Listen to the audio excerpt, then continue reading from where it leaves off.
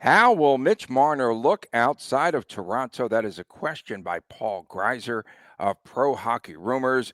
Will he still be able to put up 100 points this upcoming season? We feel that we can answer that. Why? Because it is Marner Monday right here on Locked On Golden Knights.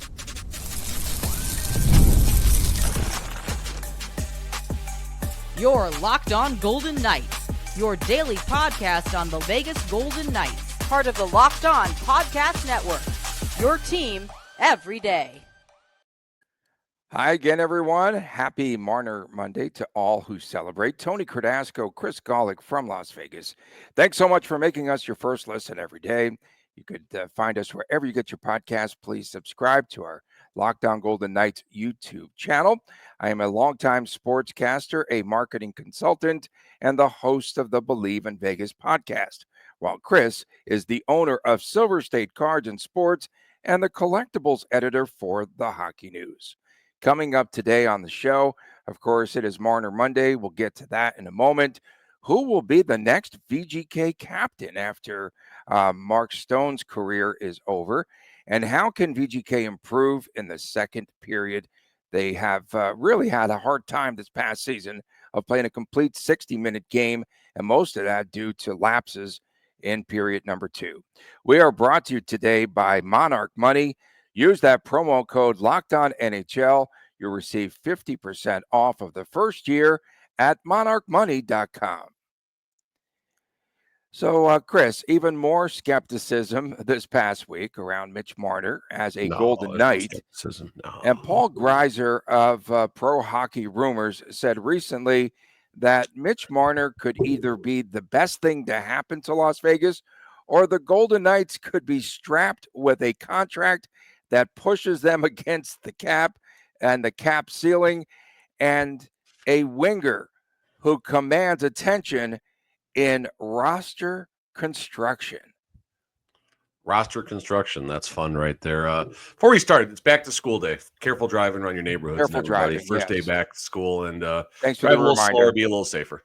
Thanks for the reminder. So can Marner hit 100 points and skepticism and all this stuff? And that's fine. Number one, if he doesn't hit 100 points, that doesn't mean it's a failed season by one Mitch Marner. Let's make sure we are in complete understanding of that. But number two here, I was digging up some stats about goal scorers for the last 4 seasons for the Vegas Golden Knights and the Toronto Maple Leafs.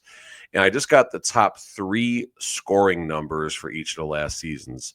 2025, Toronto has 45, 38, and 33 as their top 3. 2024, 69 for Auston Matthews, of course, 40 and 29. 2023, 60, 40, and 36. 2022, 60, 35. That 35 was actually Marner, and 34 goals. On the Golden Knights side for the last 4 seasons, you don't have that top-end scoring. Last season, 35, 32, and 28, but that's Dorofeev and Hertl, if I'm not mistaken. And then 42, Marchessault, 31 and 30. Previous season, 2023 Stanley Cup year, 28, Marchessault, 27 and 20. And then the 2021-22 season, 30, Marchessault, 21 and 20. So long story short, I'm pointing all this out is because Mitch Marner has always had that dynamic score in Auston Matthews and some good complementary scoring with William Nylander and John Tavares and last year Matthew Knies. Do the Golden Knights have that much punch? And we're going to find out. Is it Mitch Marner making these players better? Probably a little bit, yes. But the Golden Knights also don't have that Auston Matthews elite score and even the complementary pieces. So it'll be fun to see if Marner still puts up close to 100 points, mostly assists. And that Greiser story also said that Marner has often missed a handful of games for one reason or another. I don't think he's just as like taking time off. Do you? I thought he played a lot of games. Sounds like we got an axe to grind here, and we sounds like we got another. There's plenty. Does this person live next to Air Canada Center or whatever they call it? There's a lot of smoke coming out of Canada, that's for sure, right now. Yeah, I mean, listen, it's August the 11th, and it's.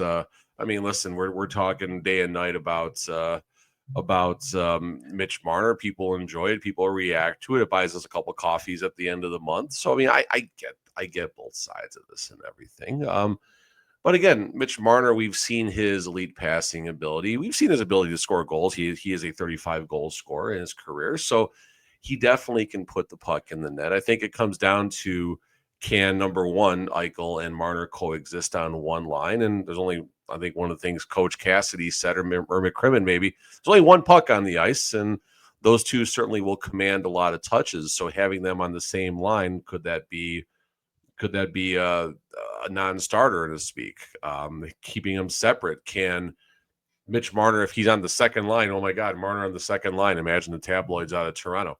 Can Marner still put up those types of numbers, maybe with 19 minutes and 30 seconds a game instead of 21 minutes and 34 seconds a game? If healthy in this new shoot first offense, I think it's going to be something that's spectacular, to be quite honest with you. I think that he'll score, and I think, again, his line mates, whoever they might be, are also going to be scoring. And the Athletic, they have something called the positive value probability rank. Keep going for 30 seconds, Tony. I can see I got the matrix happening. So keep gabbing. You're going to see me pop out a second. I'll pop in. Keep gabbing. I've got words. You got words. Good. How many tweets are you up to on Twitter? All right, anyway, 250,000. Good for you. So anyway, the Athletic has something called the positive value probability rank. And they say that Marner's contract is at 55%. And what that means is basically Marner is about a 50-50 proposition that the contract will be good in the long run. Why already are fans talking about Marner's contract and whether it's going to be good or bad? And again, it's a long-term contract. You're always concerned about that. But why all the smoke again about now Marner's contract and whether or not it was good or bad? They're already putting it in the bad contract category. He's 28 or 29 years old. Forgive me. Which one is it? I don't know. He's a Scorpio. I don't know. Whatever. Whatever. So he's going to be 36 or 37 when this thing is done. Yes, there's going to be some level of regression with respect to his age as he continues on. So sure. But at that point, the salary cap in the year 2032 is probably going to be about $168 million the way things are going. So Mitch Marner will eat up about 4% of the VGK contract. So, I mean, listen, this is great for the Golden Knights. They have their cornerstones of the organization, if you will. Right now, again, this is without Eichel, which we haven't really talked about. Are we concerned about Eichel in a minute? So maybe that's going to be a napkin topic. But let's just assume Eichel gets his extension sometime in the near future. So for the next 7 or 8 years, you got Eichel, you got Hanifin, you've got Mitch Marner, you've got Shea Theodore, and you got Tomas Hertl. That's a pretty nice, and Aiden Hill, is fine as far as making his layups goes as a goalie. So, you've got a great core together basically until the year 2030, call it. We'll see if Mark Stone extends. That might be a little bit of a discussion in the second segment as well. So, people saying anything negative about Mitch Marner. I mean, Mitch Marner, we know Carolina was ready to pay him 14 or 15 million AAV. We know if he goes to the open market, there were teams that easily would have lined up for $13.5 to $14 million outside of Carolina. So Marner took less money because he wanted to be in Vegas and he wants to win. So let's make it happen. Will he be a different player? That was the crux of this story, right? In the open. Will he be a different player here in Vegas? What does that even mean, different player? Like, is he going to be like not the same potent scorer? I doubt it. I doubt that he will not be the same player. I think he could be more electric here. And then again, the system's changing, and it's going to be a system now that hopefully, knock on wood, would be one that has more offensive punch. Well, Marner has been in the Selke conversation, I think, every season for nearly his entire career, maybe outside of his rookie season. And there's one thing you don't hear much about in Toronto, it's defense and goaltending. Last year, different. Last year, much different, the Toronto Maple Leafs team. But general perspective, not a lot of defense and good goaltending out of Toronto for the last half decade or so. Coach Cassidy's system is about defense first. It's about protecting the house. You didn't see it enough last season, but He's very big on a two-way game. Mitch Marner's going to be just fine, Toronto Maple Leafs fans. I promise you this. He might score 86 points, and you guys might say it's a failure, but it's not. And then the one big question here. Oh. What's the other that? guy? The other guy. Another big question. Did Marner score in that NHL 26 clip there? It doesn't quite show the finish there, but they're really mad about that. Coming up next, who will be the next VGK captain as Father Time catches up perhaps with the captain, Mark Stone? We'll get to that as we return on this edition of Locked On Golden Knights. When it comes to hiring, Indeed is all you need. Stop struggling to get your job post seen on other sites. Indeed sponsored jobs put your post at the top of the page and can help you to reach the right candidates and fast. And of course, Indeed is good. I've been on both sides where I have either applied for jobs or I've posted jobs in Indeed. And I've been in that spot. Again, you need the right hire. Like yesterday, the pressure's on every day without the right person is an absolute setback. That's exactly why Indeed's sponsored jobs is the place to go. It comes in handy. They make sure that your post is seen by the right candidates and right now. Now you can speed up the hiring process with a $75 sponsored job credit. Just go to Indeed.com/lockedon and then, of course, tell them that you support Locked On Golden Knights. Again, hiring. All you need is Indeed. Go to Indeed.com/lockedon.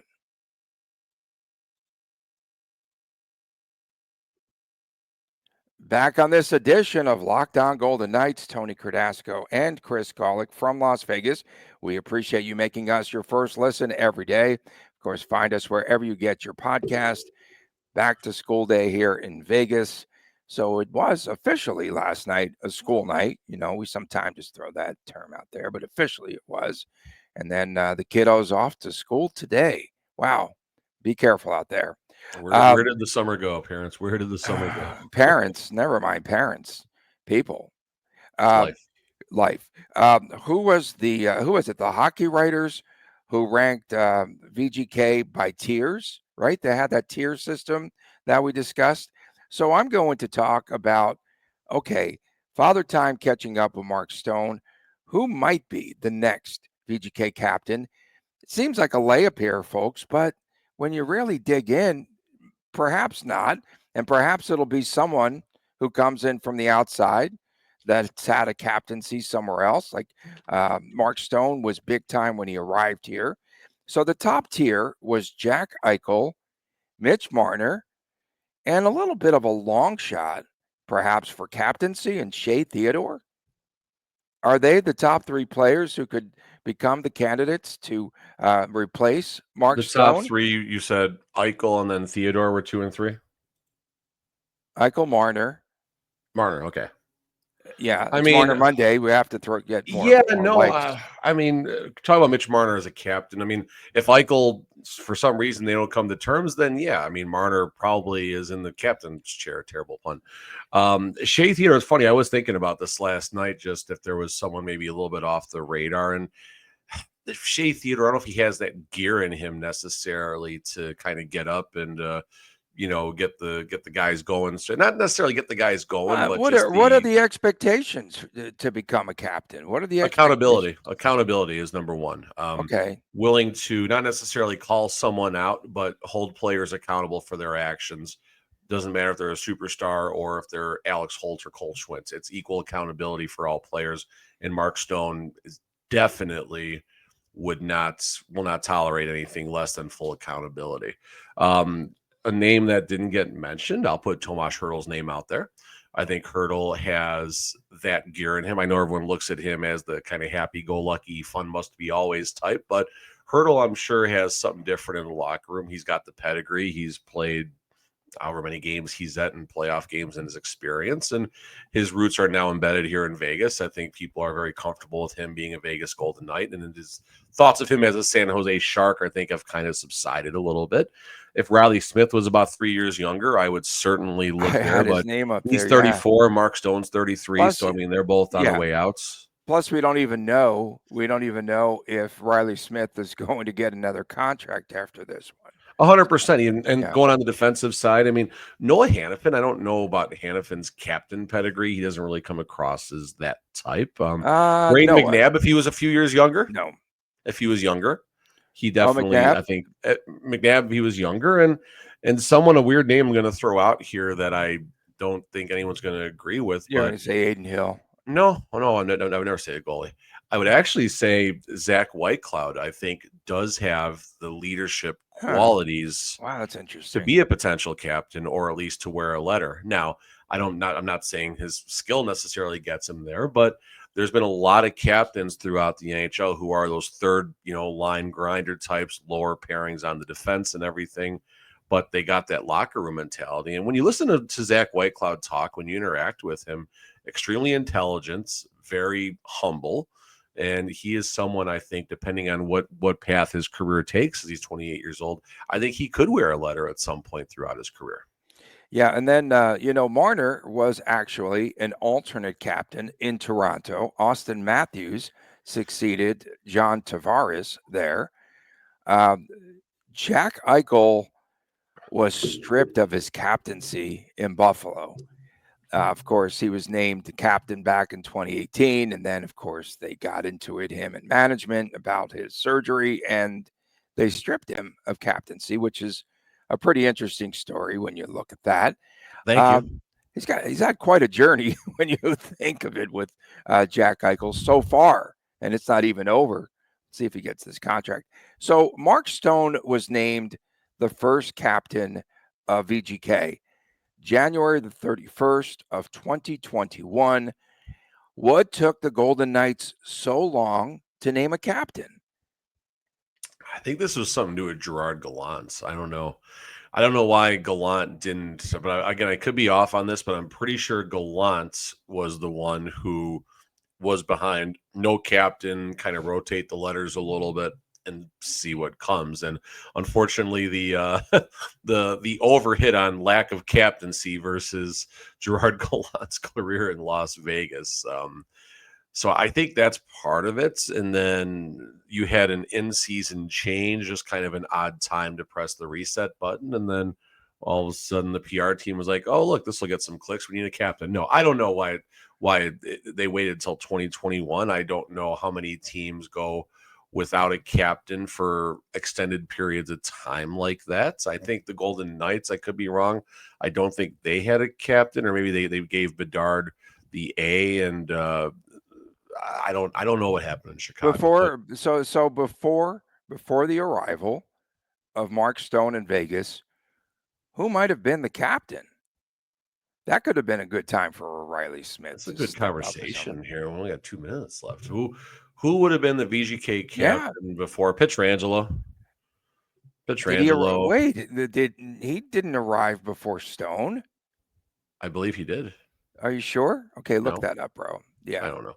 I don't think he arrived before Mark Stone for some reason. Riley Smith, Jonathan Marchessault as a captain.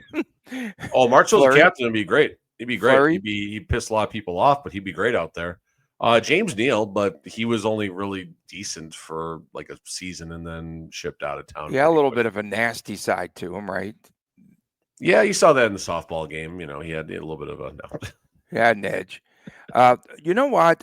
In researching this, I know it's not Stone Saturday, but Mark Stone, as a rookie, tied Johnny Gaudreau with 64 points and garnered some votes for the Calder, and was an alternate captain with Ottawa. How much longer do you feel Mark Stone's career goes? I'm thinking maximum 2.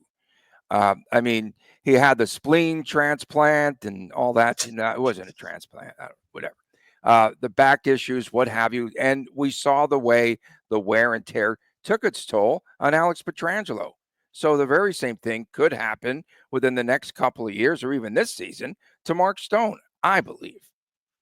with Mark Stone, and not that this is a problem, but the issue is Mark Stone is extremely productive on the ice. And, usually it's easier for a player when they feel like they're regressing as far as their on ice play and their statistics go and everything. That's not Mark Stone. He's still right around a point per game player when he is on the ice. This team is better when Mark Stone is on the ice. So I think Mark Stone has at least one more contract in him. I'll say it like that. Whoa, Current really? contract is up in 2026, 27. He'll be 30. He'll be 35 or 36. I think it might be a bridge deal 1 year, but I think he has one more contract in him, whether it's in Vegas or elsewhere. Coming up next, what does VGK have to do to avoid second period slumps this upcoming season? We'll talk about that when we return right here on Locked On Golden Knights. Most people cannot name all of their financial accounts or even what they're worth, whether it's a 401k, properties, or investments. And when you don't have the full picture, you can end up leaving money on the table. And that's why there is Monarch Money. It is an all-in-one personal finance tool. Marner Monday, Monarch Money. Drives me crazy. Okay, so Monarch does all the heavy lifting for you. You can link all of your accounts in minutes, see clear data visuals, get smart categorization of your spending, and finally, you could feel like you're in control of your money without ever touching a spreadsheet. That's right. And you can link all your accounts together on Monarch, and you could spot those subscriptions that are still lingering. They're still out there. And Monarch even makes it simple to review all of your finances with your partner, what have you, and you can both see budgets, goals, and spending activity all in one place. So don't let financial opportunities slip through the cracks, and make sure that you use that promo code, and that is Locked On NHL at monarchmoney.com. Use the promo code Locked On NHL. You'll receive 50% off of your first year. Go to monarchmoney.com.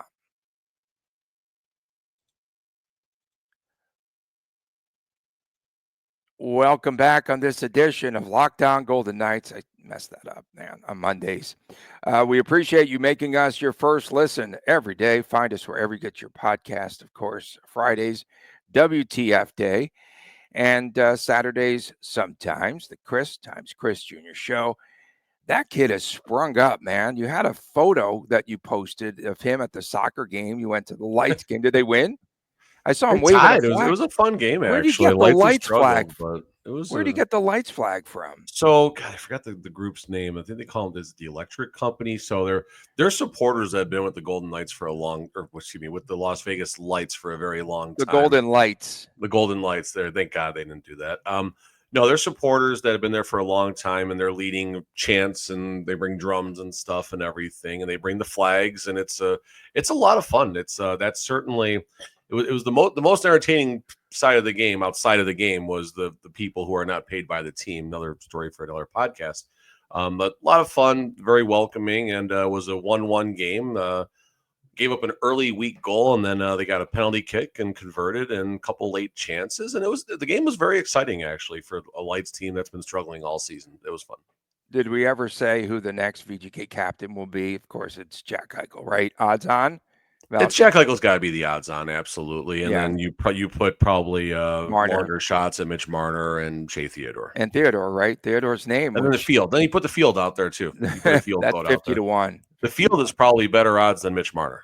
Or it goes Eichel, Field, Marner in that order, probably. What if Marner leads this team to a chip in his first year and scores like 120 points? Be pretty interesting. Okay. It would rain a lot because there'd be a lot of tears from Toronto coming down to the States. It wouldn't be like the smoke from California. It would be tears from Canada. There'd be no fires anywhere because of all the tears out of Canada. They'd douse the fires, right? VGK didn't play full 60-minute games. That was one of the things Cassidy alluded to all season long. One of the reasons why was those second period letdowns. While VGK had major pluses in the first and third periods, they were just a +3 in scoring in the second period. And a lot of times, Chris, we saw the scoring get away from them. They would have they'd get that first goal right in the first period. They'd have solid first periods, and then the lapse, and they would give it back and then some in period number 2. Yeah, for sure. And this team has gone very hot and cold in the second periods. I remember a lot of times when I was covering the team a little more extensively, sitting in the pressers and stuff and asking questions about the second period. And it's like, a lot of the answers got to the point of if we knew what the problem was, we'd find a way, we wouldn't be having this conversation. And that's a very fair statement by the team. And, there's a lot of things that go into it. You got the long change, and it's hard to get a full 60-minute complete game out of any team, including the Florida Panthers and the Oilers and the Avalanche and all these teams, Golden Knights, all these teams that have made long runs lately. There's no such thing as a perfect team out there, and there has to be some amount of give and take. And I just remember sometimes with the Golden Knights, like it was hammer them in the first and the third periods as far as, winning those individual periods and stuff, and then take the over in the second period because it's likely to become a track meet for a little bit. But then there's seasons where the team actually locked down the second period and was impossible to score on. So be interesting to see how Marner impacts this and how the loss of Pietrangelo impacts this. And now you got some changes on the defense, of course, Korczak, everyday role, Jeremy Lauzon coming in, Jack Whitecloud getting more minutes likely. So this will impact likely the toughest period of the game for any team in the NHL, second period, long change and everything. So I don't know if it's going to get better or if it's going to get worse. Yeah, the wind would oft time come out of the VGK sails in the second period. Like you have with that with the wind and stuff, but okay, there we go. Me neither. But you know how this show goes. I just throw stuff out there. But in any event, you lose momentum, right? If you have a good first period, second period not so good, and then Cassidy has to give one of those huge emotional speeches between the second and third periods. I would love to hear like a Coach Cassidy go get him, and I can imagine it's pretty profanity laced, and it's got to be profanity. Get your head out of your keisters and all that type of thing, and that's any coach. I don't think that's necessarily just a Coach Cassidy thing right there. But again, I'm maybe we haven't had our goofball that likes to comment anytime we bring up coaching in a while, but they watch every episode, so I'm sure we'll hear it today. But I think this does fall a lot on coaching, and not just Cassidy, but all the gentlemen behind the bench and everything. Find a way to clean it up and everything. And again, it's on Cassidy for putting the right scheme out there. Maybe just the Cassidy system, the flaw is going to be in the second period with the long change, and maybe his system takes a little more out of players as far as the fatigue factor goes. And all of a sudden, 6, 7, 8 minutes into the second period doesn't work out, or even early in the second period, we've seen the comments from Cassidy, they weren't ready to go over the boards for their first shift and everything. So yeah, they're playing 50-minute games essentially is what they're doing. Well, honestly, but it comes back, that ain't bad. But it comes back to haunt the Golden Knights as it did Game 2 against Edmonton in that series. Second period, VGK scored the first goal, and then Edmonton in the second comes out with a 3 spot, and that's not good. And that shows some sort of a weakness. Is it fatigue? Did they get it back with a second wind in the third period? Did they try to pace themselves too much in period number 2? There's a number of variables that you can address. Last year's team, and I think maybe this is a cop-out, but last year's team just was not ready to win a Stanley Cup. Last year's team was just not good enough to win a Stanley Cup. And while Minnesota, I don't think had enough respect because a lot of people forgot how good that team was, about halfway into the regular season, and injuries absolutely crushed them. You saw a lot of flaws against the Minnesota Wild. The Golden Knights also found a way to certainly advance in that series, and they definitely looked like the better team when the dust settled, but there was concerns.